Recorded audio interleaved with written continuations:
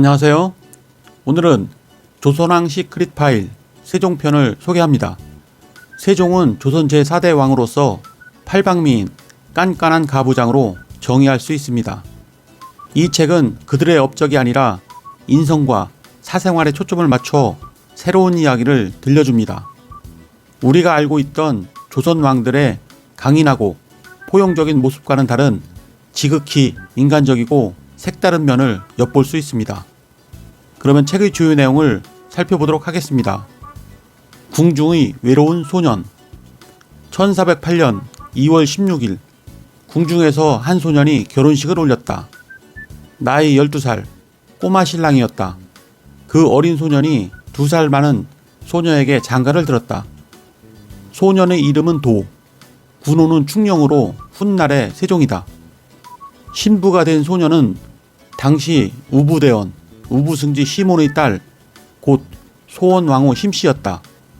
소년은 위로 누나 셋과 형 둘이 있었고 아래로는 남동생 하나와 여동생 하나가 있었다. 그들 외에도 여러 명의 이복 형제가 있었다. 큰 형은 왕세자였으므로 결혼 뒤에도 궁궐에 남았지만 둘째 형 보와 소년 도는 궁궐을 떠나야 했다. 사실 그들을 빨리 결혼시킨 것은 궁궐에서 내보내기 위함이었다. 12살 소년이면 이제 막 이성에게 관심을 가질 나이이기에 혹 궁녀들과 연문이라도 날까 두려워 서둘러서 장가 보낸 것이다. 궁녀는 모두 왕의 여인들이다. 말하자면 아버지의 여인들인데 그들과 아들에 대한 연문이 도는 것은 큰일이 아닐 수 없었다. 그래서 소년과 소년의 둘째 형은 12살 어린 나이에 어머니 품을 떠나 궁 밖에서 살아야 했다. 소년이 궁을 떠날 당시 어머니 원경황후 민씨는 몹시 우울한 나날을 보내고 있었다. 아버지의 후궁을 드리는 문제로 불만을 표시했다가 질투가 심하다는 핀잔을 듣고 우라증에 시달렸다. 설상가상으로 외삼촌들도 모두 유백한 상태였다. 세상이 알아주는 책벌레. 일찍이 여러 달 동안 편치 않았는데도 독서를 그치지 아니하니 태종이 근심하여 서적을 거두어 감추도록 명했는데 한 책이 남아있어 날마다 외우기를 맞이하느니 대개 천성이 이와 같았다. 이는 세종이 별세한 뒤 신하들이 지은 추도문에 나오는 내용인데 여기서 알 수 있듯이 세종은 책벌레였다. 공부를 좋아했다는 것인데 태종도 그 점을 높이 평가하여 이런 말을 하였다. 충령은 천성이 총민하고 학문을 게을리하지 않아 비록 몹시 춥고 더운 날씨라도 밤을 새워 글을 읽는다. 왕자 충령의 학문에 대한 열정은 세자를 가르치는 스승들도 인정할 정도였다. 망난의 형, 범생의 동생. 충령대군은 자주 양녕대군의 행동에 간섭했다. 그 때문에 양녕대군은 늘 충령대군이 눈을 피해 다녔지만 양녕대군이 뭔가 일을 꾸밀 때마다 충령대군은 용케 알고 찾아와서 만류했다. 하지만 아무리 충령대군이 충고해도 소용없었다. 양녕대군이 호색 행각은 날이 갈수록 심해졌고 급기야 양녕대군을 폐쇄자로 몰고 간 어리 사건이 터졌다. 어리는 원래 곽선의 첩이었다. 그녀는 장안의 소문이 자자할 정도로 인물이 절색이었던 모양인데 양녕대군이 수하를 시켜 그녀를 빼앗아 궁궐로 데리고 들어왔다. 그 말을 듣고 태종이 세자를 무섭게 꾸짖고 어리를 내쫓았다. 하지만 그 뒤 양녕대군이 장인 기말로는 자신이 어머니가 궁궐에 들어갈 때 어리를 동행시켜 양녕대군에게 바쳤다. 양녕대군은 그녀와 몰래 동침하였고 결국 아이를 뵌 어리는 궁 밖에서 아이를 낳았다. 그 후 어리는 다시 동궁으로 들어왔는데 태종이 그 사실을 알고 분노했다. 개성 궁궐로 돌아온 양녕대군을 태종은 무섭게 책망했다.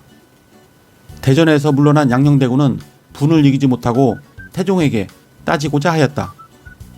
아버지 태종은 이미 여러 후비를 거느리고 있으면서 동궁인 자신은 왜 여인 하나 거느리지 못하게 하냐고 따질 심사였다. 충녕대군이 그 소식을 듣고 달려와 양녕대군을 만류했다. 하지만 양녕대군은 막무가내로 다시 대전으로 뛰어들려 하였다. 충녕대군은 양녕대군이 소매를 억지로 끌며 겨우 달래 한양으로 돌려보냈다. 하지만 그 뒤 양녕대군은 기어코 마음에 품었던 말들을 글로 써서 태종에게 올렸고 이는 결국 폐쇄자로 이어졌다. 당시 사람들은 양녕대군이 충녕대군이 충고를 세게 들었다면 폐위되지는 않았을 것이라고 말했다. 하지만 양녕대군은 충녕대군과 전혀 다른 가치관을 가진 인물이었다. 양녕대군은 자유주의자이자 쾌락주의자였지만 충녕대군은 윤리주의자이자 도덕주의자였다. 인자한 성품, 실용적 인재관. 세종의 인재사랑은 때론 신분을 초월하기도 했다. 왕조 시대의 근본은 신분제에 있고 신분을 초월하여 직분을 맡기는 것은 엄격히 제한되어 있었다. 특히 천민이 신분을 초월한다는 것은 극히 드문 일이었다. 하지만 세종은 관노 장영실이 재주와 능력을 높이 평가해 벼슬을 주고 천민 신분에서 벗어나게 했다. 이에 대해 조정 대신들이 강하게 반대하자 영의정 황희를 불러 이렇게 말하였다. 장영실은 재주만 정교하고 뛰어난 것이 아니라 명민하기가 보통이 넘는다. 그러면서 장영실에게 정사품 혹은 벼슬을 내렸다. 세종은 인재를 알아보고 총애하는 것에 그치지 않았다. 일단 인재를 뽑으면 그의 능력에 맞는 곳에 배치하고 그곳에서 오랫동안 그가 능력을 발휘하여 국가 발전에 보탬이 되도록 했다. 그래서 세종 재위 이전에는 그다지 빛을 발하지 못하다가 세종에게 발탁된 이후부터 대단한 능력을 발휘하여 그 분야의 1인자가 된 인물이 많았다. 천문학의 대가 이순지, 조선 음악의 거장 박연, 육진 개척의 주역 김종서, 세종 정치의 주춧돌이 된 황희와 맹사성, 과학혁명의 초석을 다진 정초 등 수많은 인재가 세종에 의해 빛을 발했다. 때론 깐깐하고 때론 너그러운 지압이. 세종은 왕으로서 성군이라는 소리를 들을 정도로 탁월한 능력을 발휘했다. 그렇다면 남편으로는 어땠을까? 세종은 한 명의 왕비와 12명의 후궁을 뒀다. 왕비 소원왕후 심씨는 12살에 결혼한 여인이었다. 그녀는 세종이 충녕대군 시절에 결혼했으므로 군 부인이 되었다가 후에 세자변을 거쳐 왕비에 올랐다. 하지만 그녀가 왕비가 된 이후 매우 불행한 일을 겪었다. 시아버지 태종이 친정아버지 시몬을 죽였고 어머니와 형제 자매들이 모두 노비의 신분으로 전락했다. 그런 상황은 세종 재위 기간 내내 계속되었다. 세종은 태종이 죽은 뒤에도 장인의 신분을 복권시키지 않았고 처가 사람들은 천인 신분에서 풀어주지 않았다. 아버지가 한 일을 아들이 바꿔서는 안 된다는 소신을 지키기 위해서였다. 이 때문에 소원왕후는 평생 마음의 고통을 안고 살았다. 여느 남편이었다면 아내를 위해서라도 장인을 복권했겠지만 세종은 소원왕후가 죽은 뒤에도 처가의 신분을 회복시켜 주지 않았다. 그렇다고 아내 심씨를 사랑하지 않은 건 아니었다. 어릴 때부터 함께해온 조강지처인 그녀에게 매우 자상했지만 아버지가 결정한 일을 아들이 뒤엎어서는 안 된다는 소신을 바꾸지 않았다. 세종은 그것이 효의 실천이라고 생각했다. 그리고 효를 실천하는 데는 타협의 여지가 없었다.